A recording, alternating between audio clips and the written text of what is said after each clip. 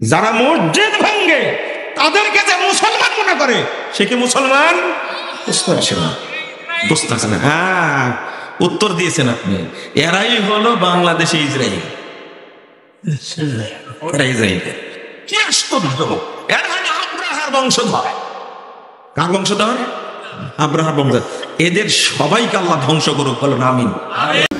রাসূল সাল্লাল্লাহু আলাইহি ওয়াসাল্লাম বলেন, ইন্নাল্লাহা লা ইয়াকবালু দুআআন মিন কলবিন গাফিলিন লাহিন।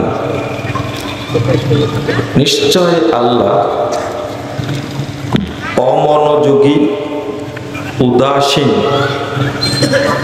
অন্যমনস্ক অন্তরের দোয়া ইবাদত কবুল করেন না। কথাটা ছোট্ট কিন্তু অনেক ভারী। আপনি কোনো পাপ করেন না, শুধু মনোযোগ নাই, তাই আল্লাহ কবুল করবেন না। কথা কি বুঝতে পারলেন? এই জায়গাটা কিন্তু অনেক ফজিলতপূর্ণ। রাসূল সাল্লাল্লাহু আলাইহি ওয়াসাল্লাম বলছেন, এই ধরনের মাজলিসে অংশগ্রহণ করলে আল্লাহ আরশ থেকে বলেন, যারা মাজলিসে অংশগ্রহণ করেছে আমি আল্লাহ তাদের সবাইকে ক্ষমা করে দিয়েছি। এক। 2 নম্বর, আল্লাহ বলেন, তাদের পূর্বের যত পাপ ছিল আমি সমস্ত পাপকে নেকি দ্বারা পরিবর্তন করে দিয়েছি।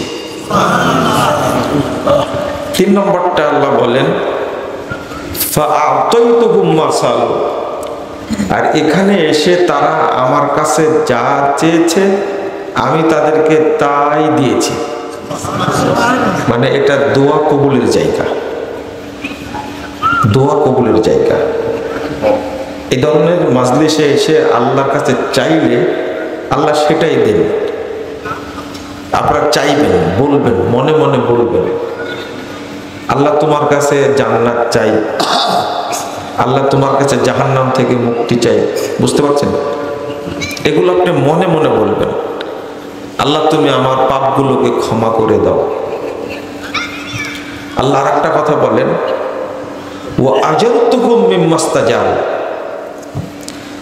আর তারা এখানে আসার কারণে যে কষ্টটা পেয়েছে এই জন্য আমি আল্লাহ তাদের পূর্ণ নেকি দান করেছি। পূর্ণ নেকি মানে যে পরিমাণ নেকি হলে আপনি জান্নাতে যেতে পারবেন আল্লাহ সেই পরিমাণ নেকি দান করবেন।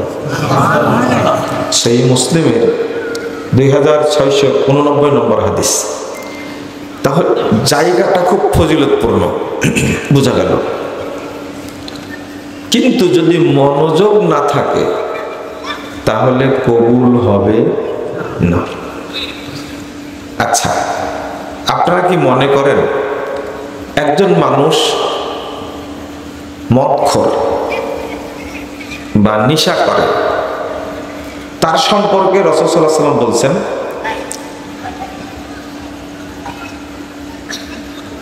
আল খামরু উম্মুল ফাওয়াহিশ,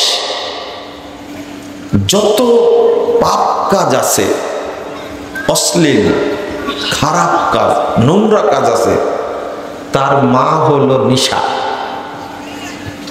মানে সব পাপ কাজকে এই নেশায় জন্ম দিয়েছে। ও আকবারুল কাবায়ের, আর যত বড় বড় পাপ আছে তার অন্যতম হলো নেশা জাতীয় দ্রব্য। আল্লাহ রাসূল বলছেন, মান শারিবাহা ওয়াকা আলা উম্মিহি ওয়া খালাতিহি ওয়া আম্মাতিহি, যে ব্যক্তি নেশা করে ওই ব্যক্তি মায়ের সাথে জেনা করে, তার খালার সাথে জেনা করে, তার ফুফুর সাথে জেনা করে। আচ্ছা বলেন তো, নেশা করা ব্যক্তির ইবাদত দোয়া কবুল হওয়ার সম্ভাবনা আছে? না। আমি বুঝালাম আগের কথাটা, আমার এটা বলার উদ্দেশ্য না। বলার উদ্দেশ্য কি বুঝতে পারছেন তো? আপনি কোনো পাপ করেননি, একটা ইবাদত করছেন, শুধু কি নাই,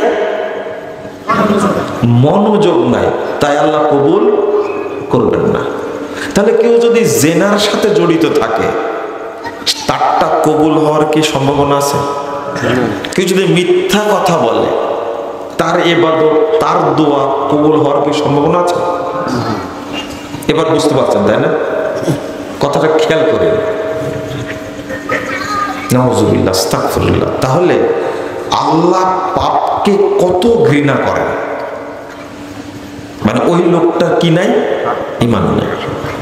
ধরেন সুদ খায়, বহু মানুষ কি খায়, সুদ খায়। সুদের পাপটা সম্পর্কে রাসূল সাল্লাল্লাহু আলাইহি ওয়াসাল্লাম বলছেন, 2274 নম্বর হাদিস, ইবনে মাজার মধ্যে এসেছে, আর রিবা 70 জুজা, সুদের পাপের ধরন 70-এর বেশি। সুদ খেলে 70 রকমের পাপ হয়। আপনি কি বুঝতে পারছেন অনুবাদটা? কত ধরনের পাপ হয়? এই সুদ খাওয়ার পাপের ধরন হলো 70-এর অধিক। আইসারুহা আইয়ান কিহার রাজুলু উম্মা, সবচেয়ে ছোট ভাগটা হলো ওই ব্যক্তি যেন তার মায়ের সাথে জেনায় লিপ্ত আছে। মানে যেদিন সুদ খাওয়া শুরু হয়েছে, সেই দিন তার মায়ের সাথে জেনা শুরু করেছে। যতদিন খাবে ততদিন জেনা করতেই থাকবে।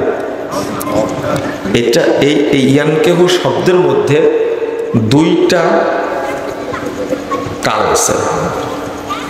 আপনারা যেটা বলেন ইংরেজিতে প্রেজেন্ট টেন্স, আর কি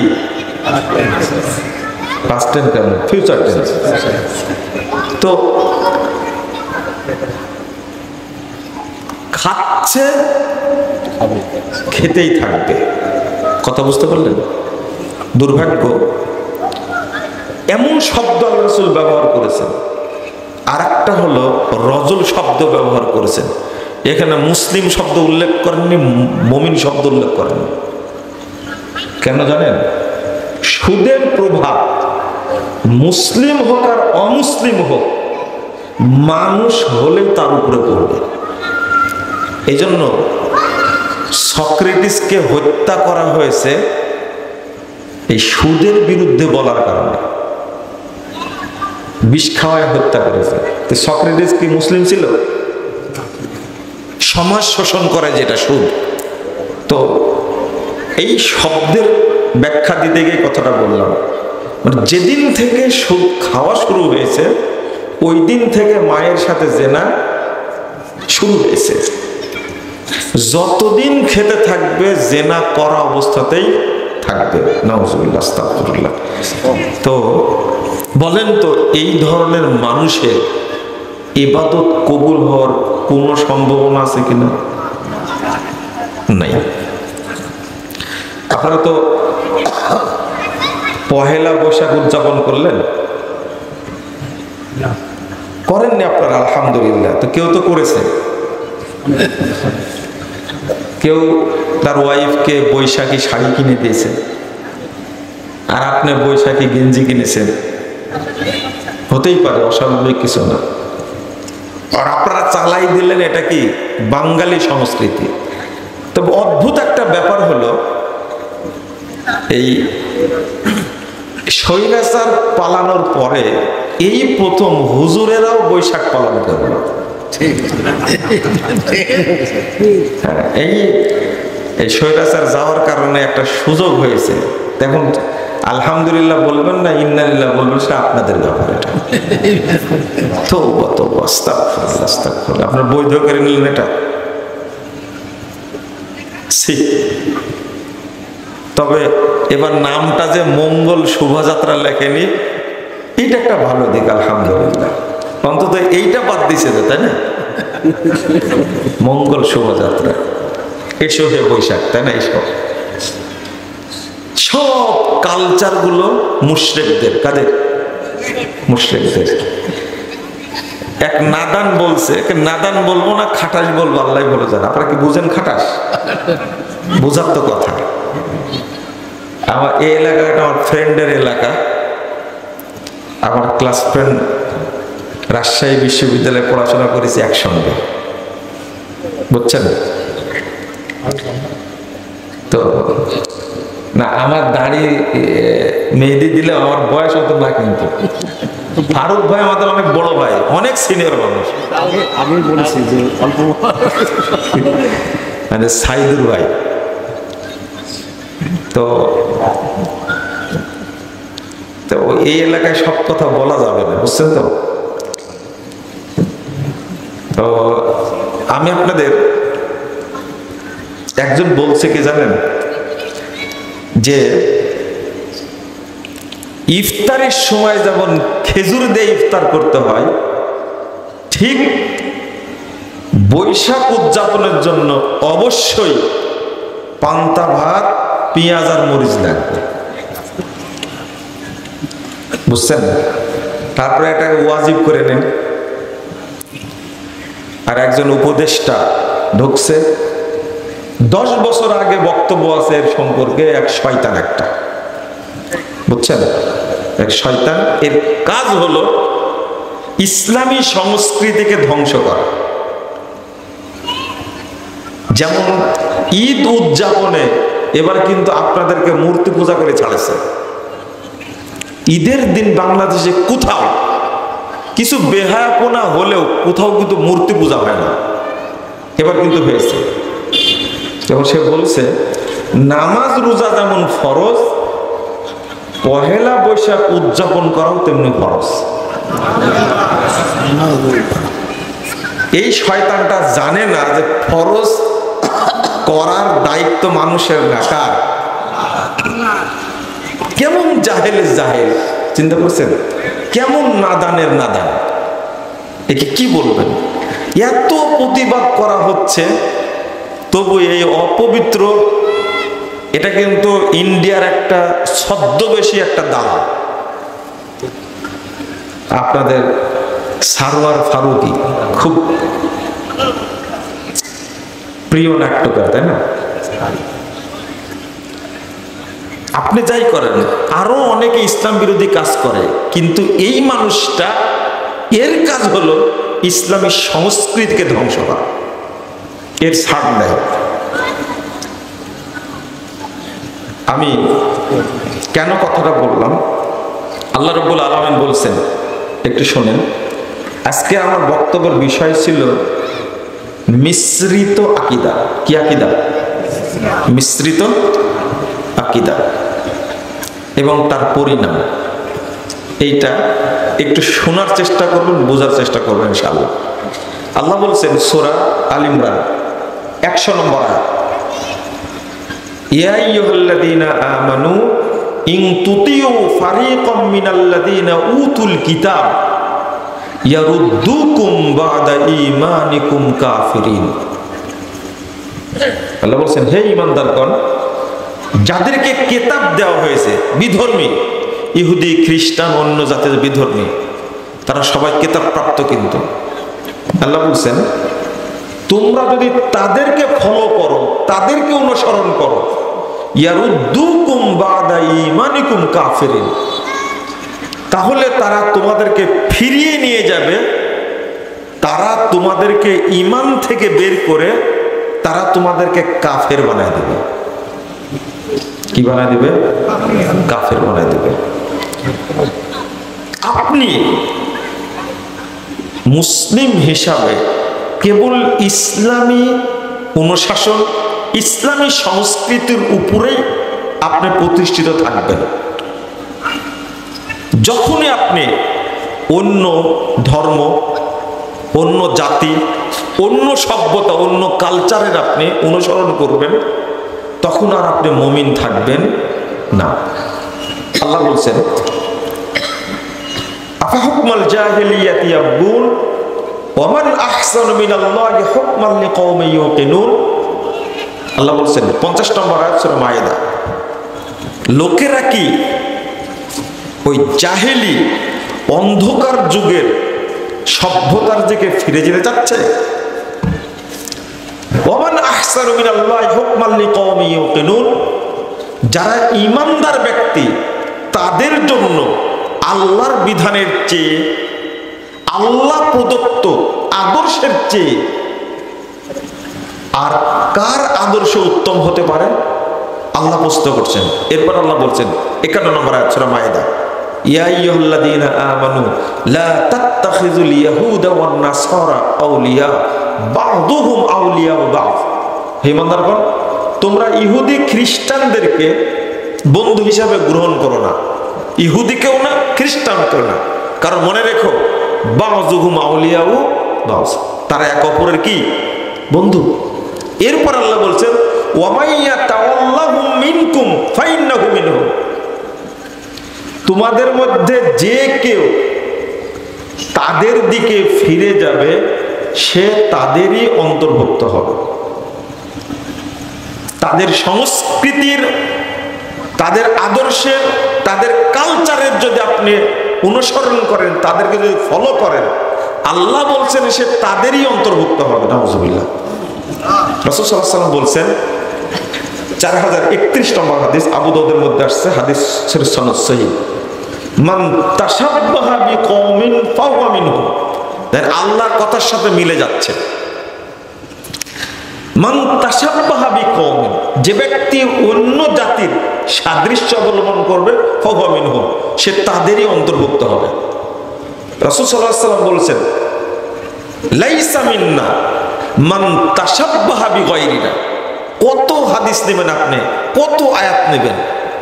আল্লাহ রাসূল বলছেন ওই ব্যক্তি আমার অন্তর্ভুক্ত নয়, ও আমার উম্মতি নয়, যে আমাদের ছাড়া অন্য কোন জাতির অনুসরণ করে, অনুকরণ করে। ওয়ালা তাশাব্বাহু বিল ইয়াহুদি ওয়ালা বিন নাসারা। আরো পরিষ্কার করে বলছেন তোমরা ইহুদি খ্রিস্টানদের সাদৃশ্য অবলম্বন করো না। এখন যারা বসবাস করছি তারা অধিকাংশই ইহুদি খ্রিস্টানদের সাথে মিল রেখেই সব কাজ করে থাকে, তাই না? এই যে বলেন তো, বর্ষবরণ এই কালচারটা মুসলিমদের কালচার না বিধর্মীদের? বিধর্মীদের। আপনি কেন করলেন? 2 নম্বর, বর্ষ শুরু হলে বা কোন মাস শুরু হলে একটা দোয়া পড়ার কথা এসেছে হাদিসে। আমরা কেউ পড়ি? বুঝেন না মনে কথাটা, তাই না? একটা দোয়া আছে, সাহাবীর এই দোয়াটা পড়তেন এবং এত সুন্দর একটা দোয়া।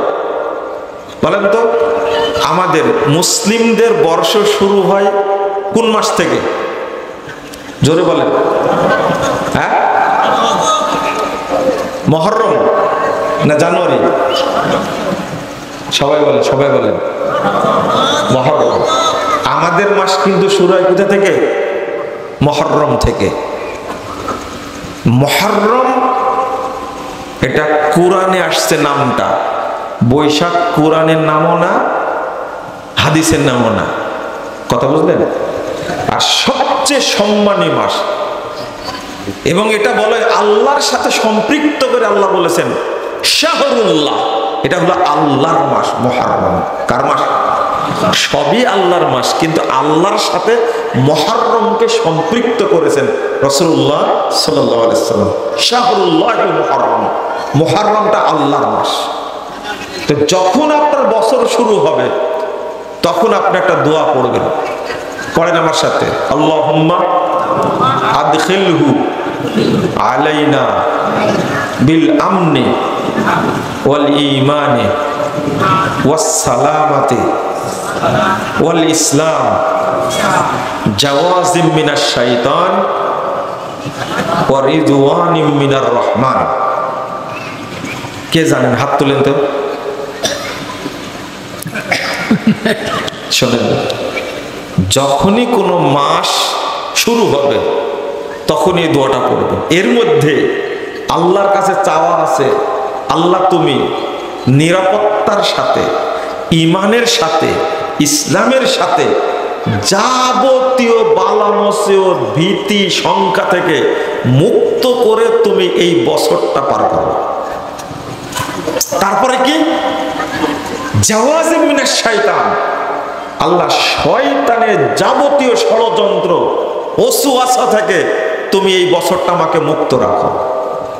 আরেকটা হলো ওয়ারিজওয়ানিম মিনার রহমান, আর এই মাসটা যেন আমি, এই বছরটা যেন আমি আল্লাহর সন্তুষ্টির মাধ্যমে পার করতে পারি। এটা পড়েননি কেন? এটা জানেননি কেন? এত সুন্দর একটা দোয়া সবার জানা উচিত না? সবার জানা উচিত। অথচ আমরা জানছি কোনটা? 31st নাইট, এই সময় বৈশাখ যে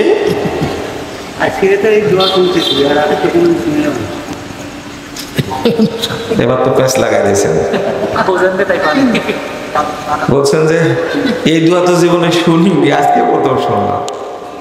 এই দোষটাকে আমার, একজন মরে গেছে মানুষটা, আল্লাহ তাকে জান্নাত দান করবে, সেই রাঙ্গামাটি থেকে ফোন দিছে আমাকে, 5-7 বছর আগে হবে। বলছেন যে বাবা আপনি সালাতের বইটা লিখলেন, আরো 30 বছর আগে লেখার দরকার ছিল। আমি বললাম যে কেন? যে আমার বয়স এখন 78 বছর, স্টক করে শুয়ে আছি, গায়ে বল নাই, কিন্তু বইটা এই সময় হাতে পড়লো, ঈমান আনলাম কিন্তু আমল করতে পারলাম না। এই জন্য আপনাকে ফোন দিয়েছি। কথা খুব আস্তে আস্তে বলছে, কথা ভালো বোঝা যায় না। বলছে 30 বছর আগে লেখার দরকার ছিল, এতক্ষণ পরে দিলেন। এই দেখেন সাইদুল ভাইটা চিনেন নাকি? দেখেন এটাও দেরি করে দিলেন। জি জি জি জি জি।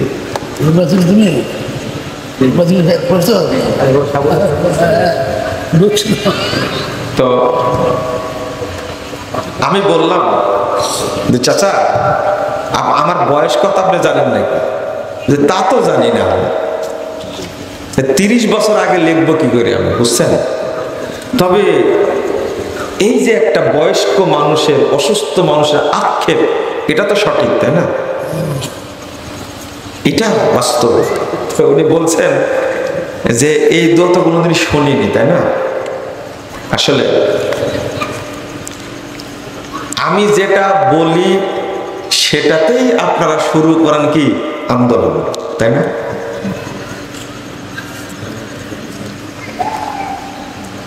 শুরু করেন সেই আন্দোলন, বলতে থাকি, দেখা যায় কত গালি দেয় আর কত অপবাদ দেয়। আর আমি দোয়া করি আল্লাহর কাছে, আল্লাহ তুমি এদেরকে হেদায়েত দান করো, এদেরকে আল্লাহ বুঝার তৌফিক দান করো। বলেন আমিন। আমার জন্য দোয়া করে দিয়েছেন আপনাদের পরিচিত, পৃথিবীতে পরিচিত মুখ আল্লামা দেলার হোসেন সাইদি রহিমাহুল্লাহ। অনেক দোয়া করেছেন আমার জন্য। জেলখানায় ছিলাম তো, 3 মাস 22 দিন একসঙ্গে ছিলাম, অনেক দোয়া করেছেন। এই মানুষটার দোয়া আল্লাহ কবুল করলে যথেষ্ট ইনশাআল্লাহ। কত আদরের সাথে আমার কাছে চিঠিটা লিখছেন, 9 পৃষ্ঠার চিঠি, 9 পৃষ্ঠা। চামচিকা যদি চিন্তা করে সূর্যের আলো আমি লিভাই দিব, তার পৃথিবীর সব চামচিকা এক জায়গায় হলে পারবে? জোনাকি, জোনাকি চেষ্টা তো করবে, তাই না? জোনাকি বলে যে সূর্যের আলো আমি নিভাই দেব, ওর পাছায় আলো হয় একটু, কতটুকু কতটুকু আলো হয় কিছু মনে করেন না, আমি আগে কিন্তু বলে নিচ্ছি। বলছে একটু আলো হয়, তার লপং ঝঙ্গ কত, ও মনে করে সূর্যের আলো আমি নিভে দেব। তো একজন মানুষ যে দোয়া করেছে, বাংলাদেশের সারা এক কাট্টা হয়ে যদি গালি দেয়, মনে হয় আমার কিচ্ছু হবে না ইনশাআল্লাহ, ইনশাআল্লাহ। জাল হাদিসের কবলে রাসূল সাল্লাল্লাহু আলাইহি ওয়াসাল্লামের সালাত, এই বইটার কথা তো আগে বললাম, তাই না? তিনি বইটা পড়ে চিঠি লিখেছেন আমার কাছে জেলখানা থেকে, ভুল সংশোধনে সফলতা আছে, ব্যর্থতা নেই, লজ্জারও কিছু নেই। শুনলেন শিরোনামটা? শুনলেন? বলেন তো এ কেমন শিরোনাম, কোথায় থেকে বের হয়েছে এটা? ভুল সংশোধনে সফলতা আছে, ব্যর্থতা নেই, লজ্জারও কিছু নেই। এটা হলো শিরোনাম। এটা শুধু শিরোনাম না, এটা একটা ইতিহাস, জাতি পরিবর্তনের মন্ত্র একটা। শুধু এই শিরোনামটা আপনি মেনে নেন, আপনার চোরকে ভুলে যাবে দেখেন, কিন্তু আপনি মানতে পারলেন না, ওজন নষ্ট হয়ে গেল, তাই না?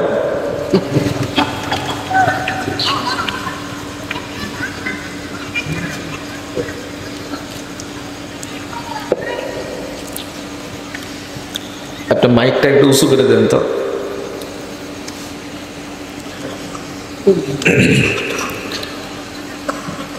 আজকে আমার কাছে ওয়াদা করবেন আপনারা,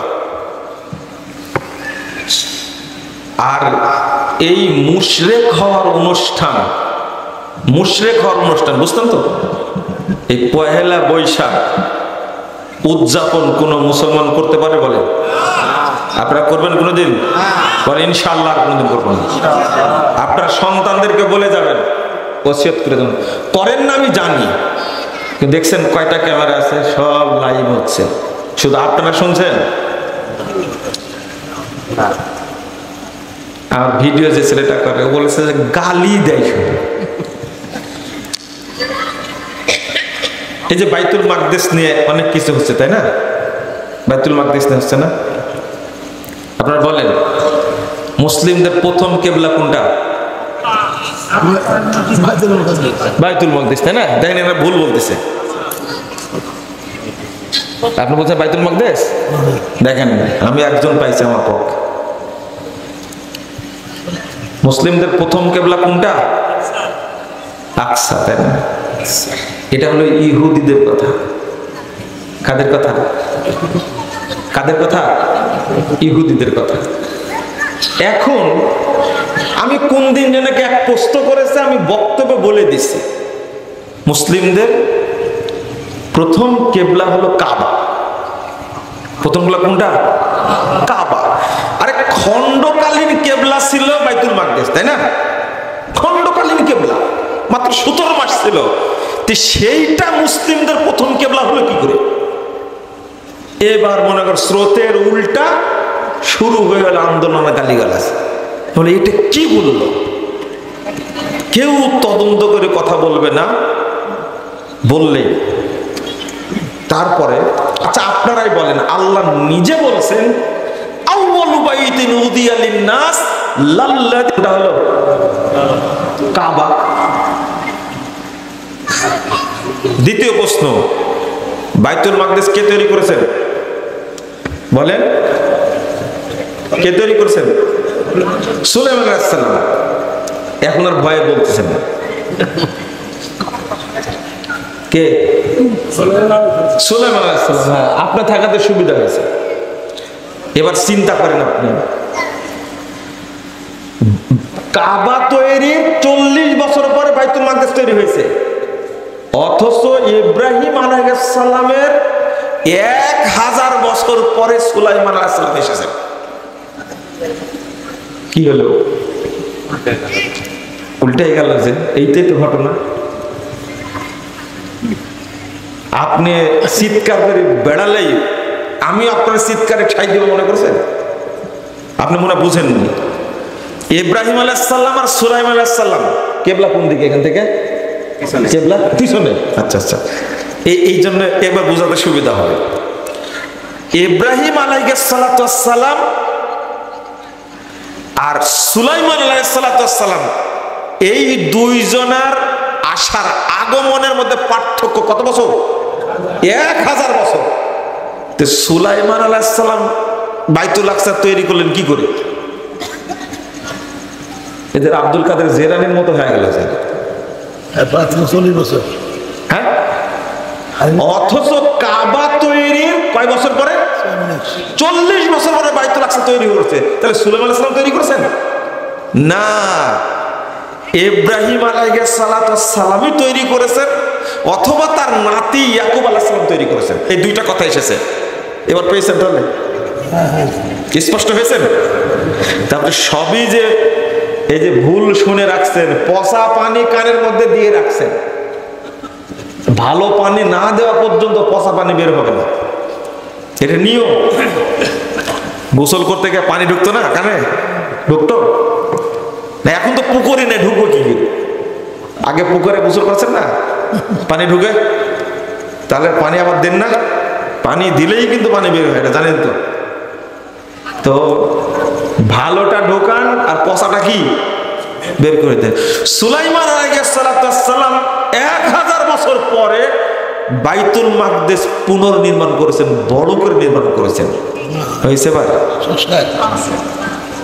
সংস্কার করেছেন। হ্যাঁ, সংস্কার করেছেন, কিন্তু তথ্যটা ভুল হয়ে আছে। ভুল না, এটা হলো ইহুদিদের তথ্য।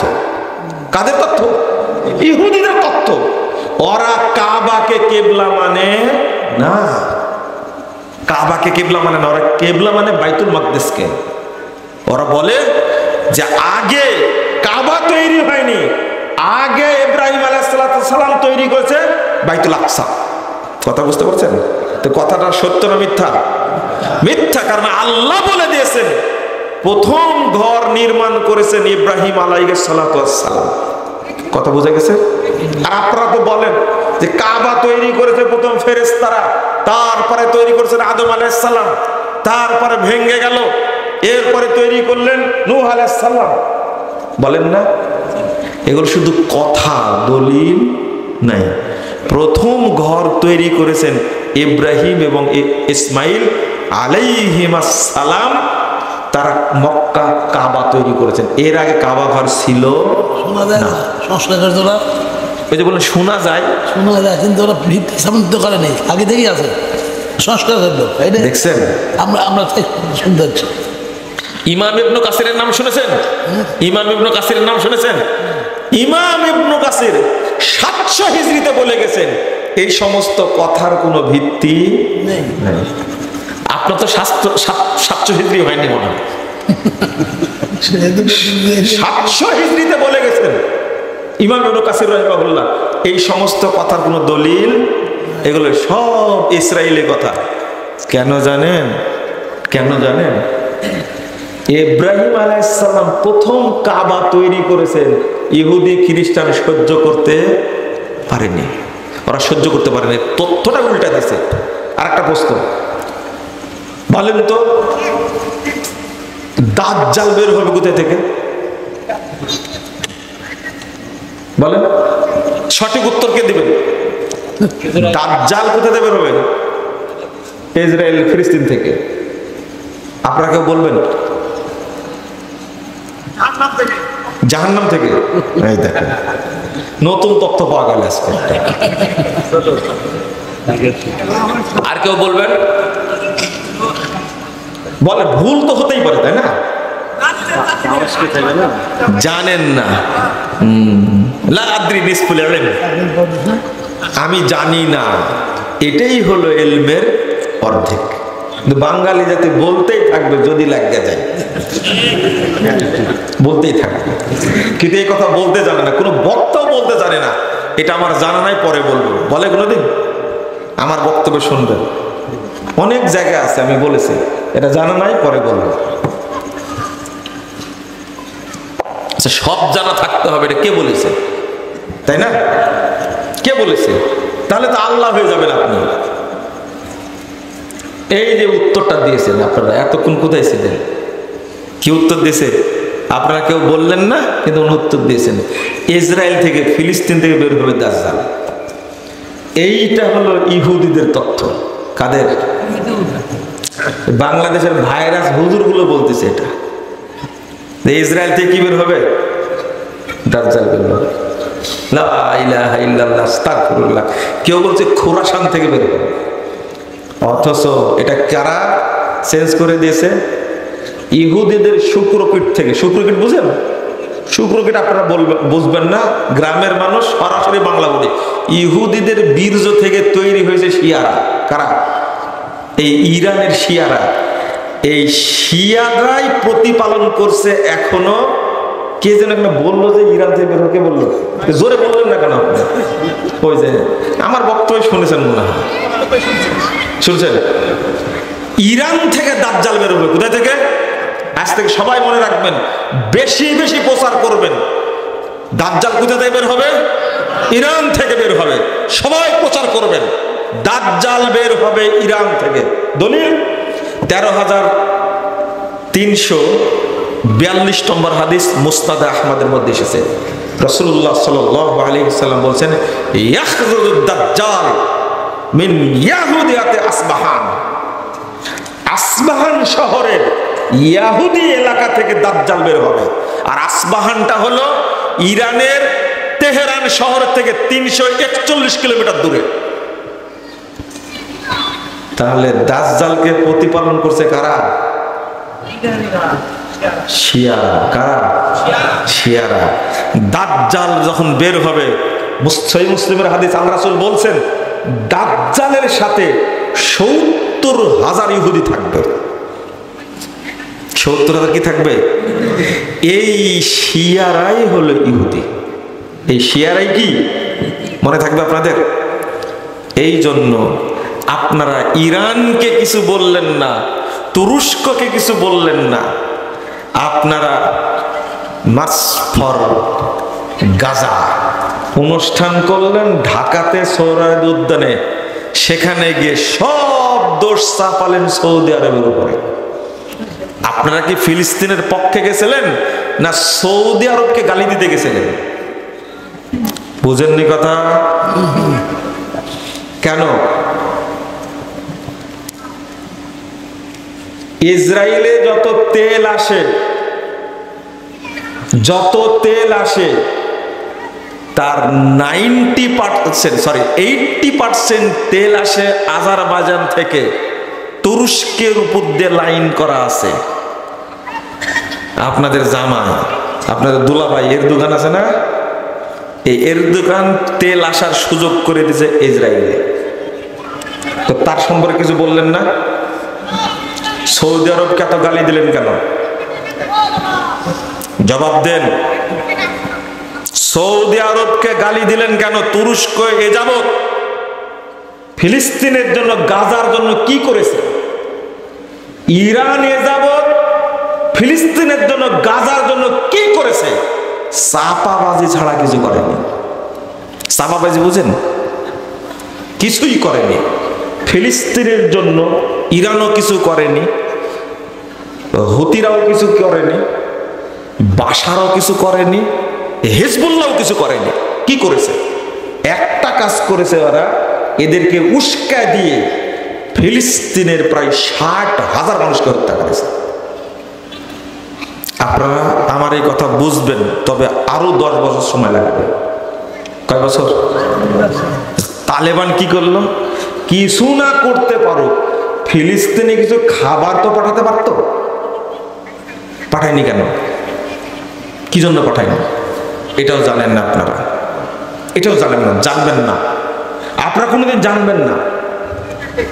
লা হাওলা ওয়ালা কুওয়াতা ইল্লা বিল্লাহ, আস্তাগফিরুল্লাহ। কিন্তু ঢাকার বুকে যে সমস্ত অপমানজনক কাজ করেছেন আপনারা, কি কাজগুলো করলেন? সুন্দর সৌদি আরবের প্রিন্স মোহাম্মদ বিন সালমানের ছবি লাগাই দিলেন, তার কুশপুত্তলিকা বানালেন, পোড়ালেন, জুতা মারলেন।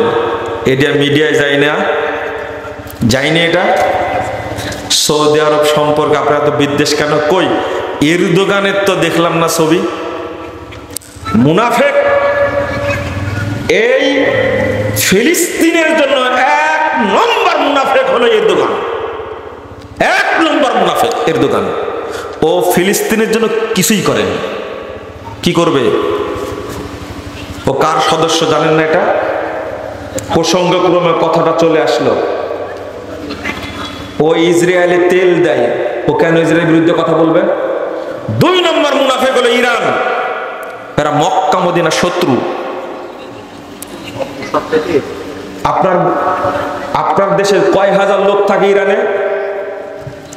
তুরস্কে কয় হাজার লোক থাকে? 30 লক্ষ বাঙালি থাকে সৌদি আরবে। পৃথিবীর সবচেয়ে বেশি রেমিটেন্স আছে বাংলাদেশে সৌদি আরব থেকে। আপনি একটা নেমো খারাপ, আপনি সৌদি আরবের বিরুদ্ধে এত গালি দিলেন। তুরস্ক থেকে ইসরায়েলে ফ্লাইট যাতায়াত করে, কিন্তু সৌদি থেকে কি ইসরায়েলে ফ্লাইট যাতায়াত করে? মুনাফাই করবেন না, খবরদার। আরে জীবন কতদিন, জীবন কতদিন? হকটা যদি বলে না যেতে পারে আল্লাহর কাছে দাঁড়াতে পারবো না। মুনাফাই করার জায়গা পান না। যা করেছেন, কি করবেন আপনি সৌদি আরবের বিরুদ্ধে? যদি খুব সুন্দর করে বলে দেয় যাও বাঙালিদের এখানে থাকা লাগবে না, কি করবেন আপনি? সৌদি আরবে কি করবেন আপনি? কিছু করতে পারবেন? আমেরিকার সাহস আছে সৌদি আরবে ইউজ করার? রাশিয়ার সাহস আছে? চীনের সাহস আছে? আপনি কার পিছনে লাগলেন? তাওহীদের দেশটাকে আপনি অপমান করেছেন। আমার তো মনে হয় না যে আপনারা ফিলিস্তিনের জন্য ঢাকায় গেছিলেন। আমার মনে হয় সৌদি আরবকে গালি দেওয়ার জন্য, সৌদির বিরুদ্ধে অবস্থান করার জন্য গেছিলেন। এই জন্য বলি বাংলাদেশের অধিকাংশ যারা মুসলিম বলে দাবি করে, অধিকাংশ শিয়া। যারা সৌদি আরবকে গালি দেয় এরা শিয়া। স্পষ্ট প্রমাণ কত নেবেন আপনি? আপনার মধ্যে আর ইরানের শিয়াদের মধ্যে কোনো পার্থক্য নেই। কেন পত্রিকায় আপনি দেখেননি? সিরিয়া বিজয়ের পরে বিশ্ব ব্যাংক থেকে যত ঋণ নিয়েছে সমস্ত ঋণ পরিশোধের দায়িত্ব নিয়েছে সৌদি আরব। আপনি কয় টাকা দিয়েছেন? বাংলাদেশ থেকে তোমার বাপ কয় টাকা পাঠাইছে? ফিলিস্তিনের জন্য তুমি কয় টাকা পাঠাইছো বাংলাদেশ থেকে? 2018 সালে সৌদি আরব $500 মিলিয়ন দিয়েছে। তুমি কয় টাকা দিয়েছো? প্রতি বছর পাস করা আছে, আকসা ফান্ড তৈরি করা আছে, জেরুজালেম ফান্ড তৈরি করা আছে। এই ফান্ডে প্রতি বছর 100 মিলিয়ন করে সৌদি আরব টাকা দেয়, ডলার করে দেয় রেগুলার রেগুলার। তুমি কয় টাকা দিয়েছো? তোমার বাপেরও যদি নাম ভালো থাকে কালকে প্রকাশ করে দিও বাংলাদেশ থেকে এত হাজার কোটি টাকা দেওয়া হয়েছে, বা এত মিলিয়ন ডলার বা এত বিলিয়ন ডলার দেওয়া হয়েছে। তোমার মাজায় বল থাকলে তুমি বুঝলো। শোনেন, যারা সৌদি আরবে হামলা করতে চায়, যারা হারামাইনকে অপমান করতে চায়, মক্কা এবং মদিনা ইমানের সাথে জড়িত প্রসঙ্গ। মক্কা হলো কাবা, কিবলা আমার। তার সম্পর্কে কেউ কিছু বললে আমার ইমানে লাগে রে ভাই, আমার ইমানে লাগে। এটা সহ্য করা যায় না, এটা বরদাস্ত করা যায় না।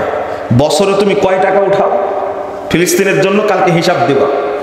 বাংলাদেশে অনেকগুলো দল আছে না, ইসলামী দল, কে কয় টাকা পাঠাইছে ফিলিস্তিনের জন্য? মুনাফেকের দল এরা, এরা মুনাফেকের দল। সৌদি আরবকে গালি দেয় কিভাবে? লা হাওলা ওয়ালা কুওয়াতা ইল্লা বিল্লাহ। অথচ এই ফিলিস্তিনি মুসলিমদের জন্য অস্ত্র কারা দেয়? সৌদি যা করে তা বলে না, এটা হলো অভ্যাস।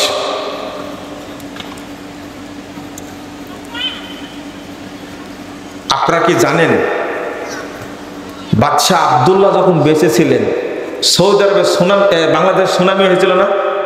হয়েছিল? আপনারা জানেন এই আব্দুল্লাহ কত টাকা দিয়েছিল আইলার জন্য, সুনামির জন্য? তখন মনে ফখরুদ্দিন ক্ষমতায়, তাই না? ফখরুদ্দিন ক্ষমতায় তখন। আপনি চিন্তা করতে পারছেন তখন 9,000 900 কোটি ডলার দিয়েছে তখন। জানতেন? আমরাই জানতে পেরেছি 10 বছর পর যে বাদশাহ আব্দুল্লাহ আইলার জন্য টাকা দিয়েছিলেন, কিন্তু মাইরি খাইছে তো সব, তাই না? জানবে কি করে? যদি জানতে পারে সৌদি সরকার এত কোটি টাকা দিয়েছে, তাহলে মানুষ হিসাব চাইবে কোথায় গেল এটা। হিসাবটা হেরফের হতে পারে, কিন্তু বড় একটা ফান্ড দিয়েছে গোপনে সৌদি সরকার। এই সৌদি সরকার বাংলাদেশের জন্য পাঠাইছে, কিন্তু বাংলাদেশের মানুষ এটা জানে না। দুর্ভাগ্য। আমি কথাগুলো খুব কষ্টের সাথে বললাম। আজকে যেভাবে সৌদি আরবকে গালি দেওয়া হচ্ছে, আর গালি কারা দিচ্ছে? আমাকে একজন প্রশ্ন করেছে, আমার চাচাও প্রশ্ন করেছে, সাইদুল ভাইয়ের বাপ বলছে যে গাজা সম্পর্কে এদের প্রশ্ন করেছে আমাকে, ফিলিস্তিন বিষয়ে আপনার ভূমিকা কি? চিন্তা করতে পারছেন আমার ভূমিকা কি? একজন প্রশ্ন করেছে যে আপনি কি ঢাকায় গেছিলেন ওই যে মার্চ ফর গাজা অনুষ্ঠানে গেছিলেন? আমি বললাম যে আমার যাওয়ার সময় হয়নি, কারণ আহলে হাদিস মসজিদ ভেঙ্গে দিচ্ছে তো পাহারা দিচ্ছিলাম, তা আমার দেশের মসজিদে আমি ঠিক রাখতে পারছি না, তালিকা করছিলাম যে কতটা মসজিদ এরা ভেঙ্গে দিয়েছে, বুঝেননি কথা? তো নিজের বাড়ির মসজিদে টিকা রাখতে পারছে না, আর গাজা সেই আমি বাইতুল আকসাতে গিয়ে আমি ওই মসজিদ পাহারা দেব যে মসজিদ সম্পর্কে আল্লাহ রাসূল ভবিষ্যৎবাণী করে গেছেন, এই মসজিদে মুসলমানদের সালাত পড়তে বাধা দেওয়া হবে, হৃদয়ে বাইতুল আকসাকে তোমরা রেখো, তাহলেই সারা পৃথিবীর মধ্যে যা কিছু আছে সবকিছু সাদকা করলে যে নেকি হবে সেই পরিমাণ নেকি তোমার আমূল্যবান দাও। তাহলে বাইতুল আকসাতে না গিয়েও আমি নেকি পাবো, তা আমার মসজিদে ভেঙে দিচ্ছে। গতকালকে ব্রাহ্মণবাড়িয়ার আহলে হাদিস মসজিদটা যেভাবে ভেঙেছে আপনারা দেখেননি? লা হাওলা ওয়ালা কুওয়াতা ইল্লা বিল্লাহ। কারা ভাঙলো এটা, তাই না? এই বাংলাদেশের ইসলামী দলগুলো ভাঙছে। হানাফি বাংলাদেশে আছে? দেখেন তো কি বলছে, বাংলাদেশে কোনো হানাফি নাই। হানাফি থাকলে কেউ মসজিদ ভাঙতো না। হানাফি নাই, হেফাজত আছে। কি আছে? জামাত ইসলাম আছে, আছে না? চরমনায় আছে না? বেদাতিরা আছে না? সব মিলে হেফাজত, ইসলাম হেফাজত করবে। যাদের কাছে মন্দির হেফাজতে থাকে কিন্তু মসজিদ হেফাজতে থাকে না। হ্যাঁ, মন্দির পাহারা দিচ্ছে, এটা মুরব্বী দেখছেন? মাশাআল্লাহ, মন্দির পাহারা দিচ্ছে। আপনি একটু খেয়াল করেন, কত দুঃখের বিষয়, কত কষ্টের বিষয়। একজনও কথা বলেনি। কে কথা বলেছে? আমার কাছে একটা মেসেজ দিয়েছে, ওই যে পিচ্ছে এক বক্তা আছে না, রফিকুল ইসলাম, সে নাকি একটা স্ট্যাটাস দিছে। স্ট্যাটাস দিয়েছেন এই মর্মে যে মাসালাগত ইখতিলাফ থাকতে হবে পারে, কিন্তু মসজিদ ভাঙার অনুমতি কে দিল? এই ধরনের একটা কথা নাকি বলেছে। জাযাকাল্লাহ খায়র, জাযাকাল্লাহু খায়র বলেছেন, ভালো। কিন্তু ভাইরাস বক্তা আছেন আপনাদের, এই ভাইরাসগুলো কোথায় গেছে? এদের সবার মৌন সম্মতি আছে যে আহলে হাদিস মসজিদ সব ভেঙে দাও, বাংলাদেশে যেন না থাকে। কত বড় বড় ভাইরাস বক্তা আছে, কেউ কোনো কথা বলেনি। দুর্ভাগ্য। মন্দির পাহারা দেয় আর আহলে হাদিস মসজিদ ভাঙে। এরা কি মুসলমান? এদেরকে যে মুসলমান মনে করে সে কি মুসলমান? যারা মসজিদ ভাঙে তাদেরকে যে মুসলমান মনে করে সে কি মুসলমান? প্রশ্ন আসে না, প্রশ্ন আসে না। হ্যাঁ, উত্তর দিয়েছেন আপনি। এরাই হলো বাংলাদেশে ইসরায়েল। এরা ইসরায়েল। কি আশ্চর্য! এরা হলো আব্রাহার বংশধর। কার বংশধর? আব্রাহার বংশধর। এদের সবাইকে আল্লাহ ধ্বংস করুক, বলেন আমিন। এদের জন্য কোনো পজিটিভ দোয়া নাই, এদের জন্য বদদোয়া। আমি গতকাল বক্তব্যে বলেছি, কুনুতে নাজেলা শুরু করলাম, এই নাজেলা পড়তেই থাকবো। আমার অস্ত্র বল নাই, অর্থ বল নাই, জনবল নাই, মুখের দোয়া তো আছে। আল্লাহ একদিন কবুল করবেন ইনশাআল্লাহ। কেউ টিকবে না। আব্রাহার মতো আল্লাহ এদেরকে ধ্বংস করবেন ইনশাআল্লাহ। হয় তওবা করবে, না হলে ধ্বংস হবে। দুইটা পথ, হয় তওবা না হলে কি ধ্বংস। হতেই হবে ধ্বংস। তোমরা আল্লাহর ঘর ভেঙেছো। হিন্দু গির্জা তৈরি করে, মণ্ডপ তৈরি করে পূজা করে, খ্রিস্টান গির্জা তৈরি করে পূজা করে, কাদিয়ানীরা মসজিদ তৈরি করে পূজা করে, শিয়ারা মসজিদ তৈরি বসবাস করে। আর বাংলাদেশে আহলে হাদিসরা মসজিদ তৈরি করে ইবাদত করতে পারবে না? পারবে ইনশাআল্লাহ। আগামী দিনে একটা দোয়া আল্লাহর কাছে করি, আল্লাহ তুমি এই বাংলাদেশে মসজিদ যারা ভাঙ্গে তাদের অস্তিত্ব তুমি বাংলাদেশে রেখো না, বলেন আমিন। তাদের অস্তিত্ব দেখতে চাই না। আল্লাহ যেন এদেরকে ধ্বংস করে। বহু জাতিকে আল্লাহ ধ্বংস করেছে। আব্রাহাকে তুমি যেভাবে ধ্বংস করেছো, আল্লাহ তুমি যারা মসজিদ ভেঙে দেয় তুমি ওইভাবে ধ্বংস করে দাও। বলেন আমিন বলেন। এখানে কোনো ছাড় নেই। বলতে যাচ্ছিলাম যে কথা, সেটা হলো মিশ্রিত ঈমান। মনে আছে বিষয়টা বলছিলাম, মনে আছে? তার মধ্যে শুরু করেছিলাম কি দিয়ে? ঈমানের একটা অংশ আল্লাহ রাব্বুল আলামিন বলছেন ওমা ইউমিনু আকসারুহুম বিল্লাহ ইল্লা হুম মুশরিকুন। সূরা ইউসুফ 106 নম্বর আয়াত। যারা আল্লাহর প্রতি ঈমান এনেছে তাদের অধিকাংশই কি? মুশরিক। আল্লাহর প্রতি ঈমান আনলে কি হয়?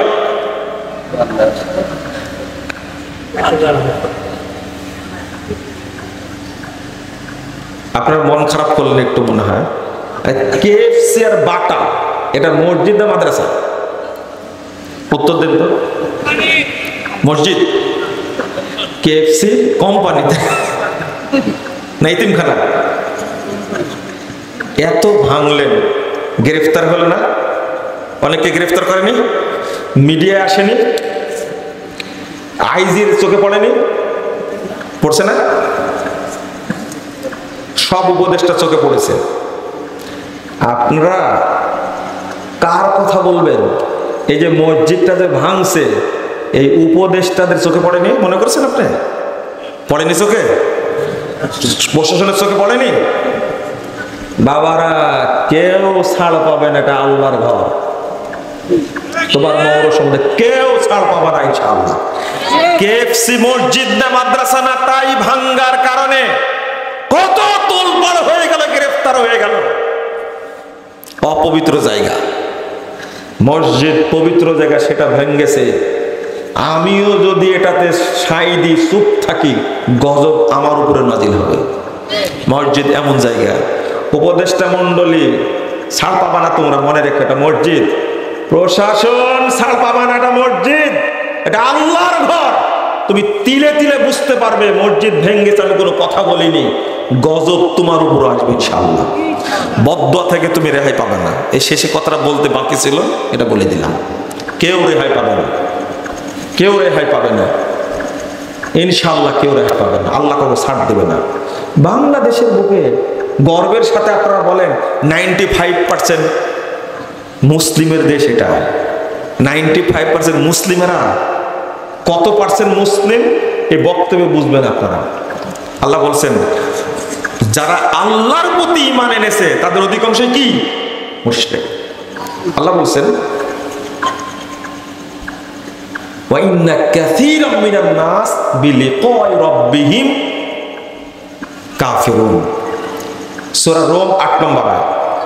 অধিকাংশ মানুষ আল্লাহর সাথে সাক্ষাৎ করবে কাফের অবস্থায়। কি অবস্থায়? লেনেবার কথা তো আমার না, কার কথা? আল্লাযীনা আমানু বিল বাতিল ওয়া কাফারু বিল্লাহ উলাইকা হুমুল খাসিরুন। 52 নম্বর আয়াত সূরা আনকাবুত। যারা ঈমান আনবে বাতিল জিনিসের উপরে, কিসের উপরে? ওয়া কাফারু বিল্লাহ, আল্লাহর সাথে কুফরি করবে, তারা কিয়ামতের দিন ক্ষতিগ্রস্ত হবে, তারা জাহান্নামে যাবে। আল্লাহ কেন বললেন কথাগুলো? বাংলাদেশে মানুষ ভাগ করে, যারা ধর্ম মানে তারা একটা প্রকার আছে না? এরা অধিকাংশ পীর পূজারী, মাজার পূজারী, কবর পূজারী, তাই না? এদের সংখ্যা বেশি না কম? আরে পাগলা মসজিদে 9 কোটি টাকা উঠছে। কয় কোটি? মসজিদ পাগল তাই উঠছে। অথচ বাংলাদেশের কত মানুষ না খেয়ে থাকছে, খাবার নাই, সবাই দান করছে কোন জায়গায়? এই পাগলা মসজিদে। সিটি লেগেছে চাচা হাসেনা কোথায়, দেখছেন? ওই সিটিতে তো দানও করেছে, ওই জায়গাতে খোঁজ নিতে গেছে, ওখানে চিঠি দিছে। এক শ্রেণীর মানুষ আছে বাংলাদেশে রাজনীতি করে, করে না? এরা কি শিরিক করে না? শিরিক শুধু করে, এরা শিরিক উৎপাদন করে। যত দল রাজনীতির সাথে জড়িত আছে সবাই শিরিক চাষ করে। সবাই বুঝেননি মনে, তাই না? খাম্বা পূজা করে না? প্রত্যেক দল নির্বাচনী প্রচারণা শুরু করে কোথায় থেকে? মসজিদ থেকে না মাজার থেকে? মাজার থেকে না? এরা কি মুশরিক না? বুঝেননি তাহলে? তাহলে লোক থাকলো আর। এই জন্য আল্লাহ বলছেন যারা আল্লাহর প্রতি ঈমান এনেছে তাদের অধিকাংশ কি? মুশরিক। আল্লাহ বলছেন মুশরিক কিভাবে হলো? যত মানুষ এই যে স্মৃতিসৌধে গিয়ে নীরবতা পালন করে, তারপরে খাম্বার কাছে গিয়ে নীরবতা পালন করে, করে না? আপনারাও তো করেন। যারা রাজনীতি করে তারা করে, তাই না? ভোট দেয় কারা তাহলে? উত্তর দেন। ভোট আপনারা দেন না, তাই না? ভূত আসে। হ্যাঁ, বিগত 16 বছর ভোট দেখেছেন না? ভোট কেন্দ্রে জানিনি, কিন্তু ভোটের বাক্স ভর্তি। বলছে সারা পৃথিবীতে 2024 সালে 7 জানুয়ারির মতো নির্বাচন, এরকম বিশুদ্ধ ফ্রেশ নির্বাচন কোথাও হয়নি। আমার মনে হয় শয়তানের দাঁত একটাও না। ও হাসতে হাসতে দাঁত ফেলে দিছে। নাউযুবিল্লাহ, আস্তাগফিরুল্লাহ।